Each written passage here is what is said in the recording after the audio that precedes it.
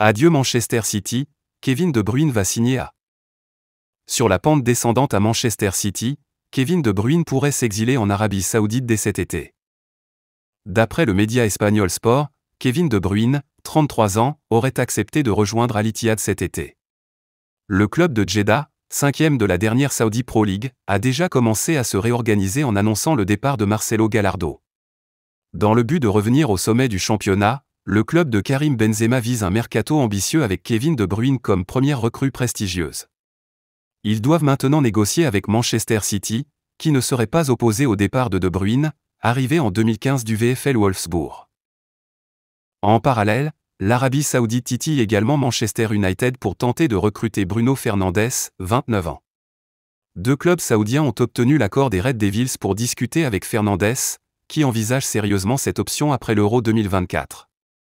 Affaire à suivre. Le Barça conclut un accord pour un défenseur. Le FC Barcelone a conclu un accord avec le club de Los Angeles FC pour le transfert d'un défenseur. Mamadou M'Back Fall, le défenseur sénégalais de 21 ans qui a évolué sous les couleurs du Barça Athletic la saison dernière grâce à un prêt avec option d'achat de 4 millions d'euros, a été renvoyé au Los Angeles FC, le club catalan ayant choisi de ne pas lever cette option. Avant de rentrer, il a adressé un message d'adieu aux supporters catalans, tout en témoignant de son désir de retour. Les aspirations du jeune défenseur ont été exaucées, car le club catalan a évalué sa contribution pendant son séjour et les responsables de l'équipe catalane ont repris les négociations. Les clauses renégociées par le FC Barcelone. Selon Sport, le FC Barcelone a tiré parti de ses relations solides avec le club américain pour renégocier le transfert de Mamadou M'Back. Le transfert sera de 2 millions d'euros pour la moitié des parts du joueur.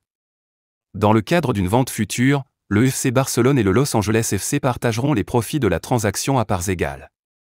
Les deux entités auraient déjà abouti à un consensus, il ne resterait donc qu'à apposer leur signature sur le contrat pour officialiser leur collaboration.